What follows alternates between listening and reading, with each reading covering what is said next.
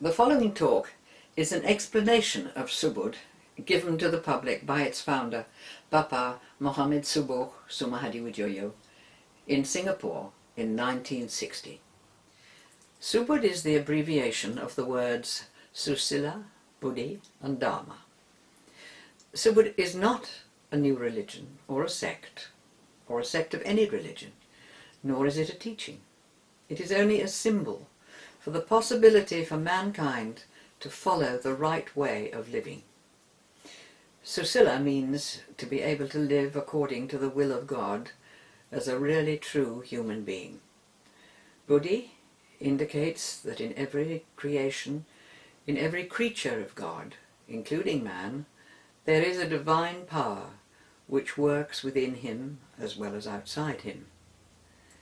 Dharma means the possibility for every creature, including man, to surrender completely to the will of God, of whom man is only a creation and has, therefore, inevitably, to submit to the will of his Creator.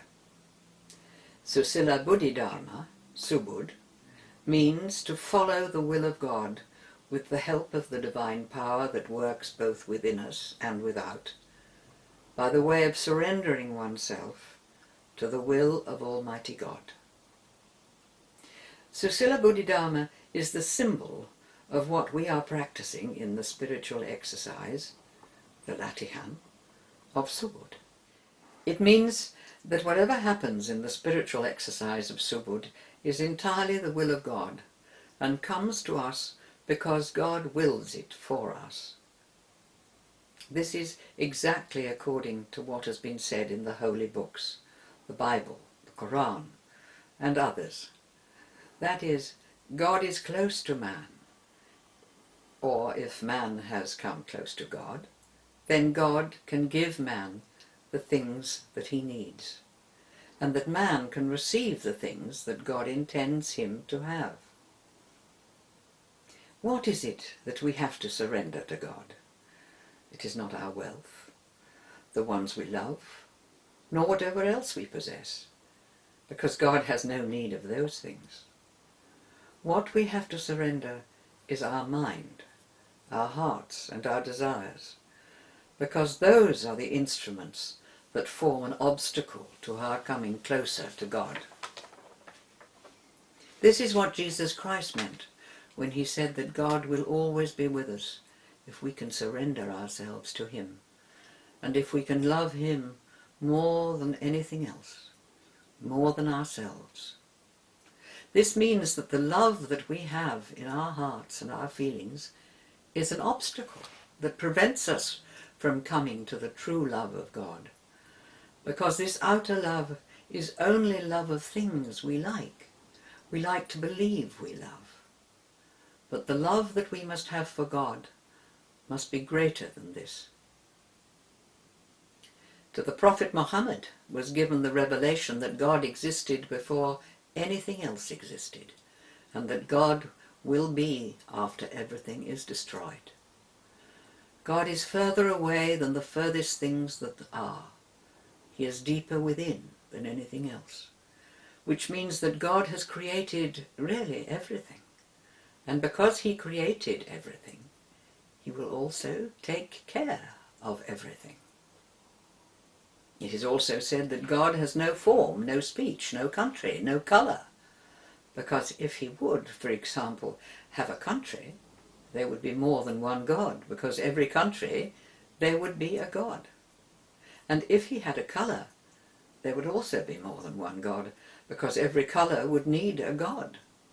And this is what is meant by saying, God is one and master of all. Also, God created without tools and materials. If man wants to make something, for instance, a table, he needs wood. He needs nails, a hammer, and other tools. And to be able to make the atom bomb, man needs more tools to break down the materials into atoms. But with God, it is wholly different. God works without materials or tools.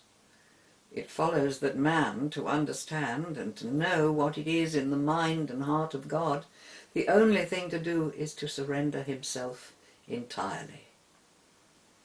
Because with his own mind and his own desires, he will never be able to find God. Only by surrendering himself completely to God, not making use of his mind, his heart, or his desires, it is possible for man to come into contact with the power of God. This is what we do in the spiritual exercise of Subud. We surrender ourselves completely. We do not make use of our mind, our heart, or our desires, but we only accept and receive whatever God sends. So you will understand that Subud is only a symbol of that way of living for man, in which he can fulfill the will of God and carry out the will of God for himself in this world and the world to come. Therefore, in the spiritual exercise of Subud, we do not have a teaching. There is nothing we have to learn or to do, because all that is required of us is to completely surrender. A person who claims to know the way to God is really one who is anticipating God's gift without having received them. The only thing we do is surrender ourselves completely and only accept and receive whatever God sends or wants us to have. This is indeed what every prophet has said. Surrender yourself entirely, submit completely to God, and then God will take care of you and give you guidance. In this spiritual exercise, we do not expect anything in particular. We do not make for ourselves any image, but we only receive what God may send us. So this divine power, which works in us during the exercise, will bring to each person what is already in himself. For instance, if a person has a loud and strong voice, he will utter sounds that are very loud and strong. But if a person who does not have such a loud voice, he will utter a softer sound. This goes for every part of your body, for every part of your being. Therefore, the exercise, or the Latihan, of two people can never be the same, because everyone is different from everyone else. Therefore, it is clear that there can be not a theory or a spiritual teaching in Subud, because each person is different from another. Whatever he needs and whatever he receives will be different from what somebody else needs and receives. This is why we cannot give any rule or prescription of how to behave when you are in the Latihan, because this is something personal for everyone.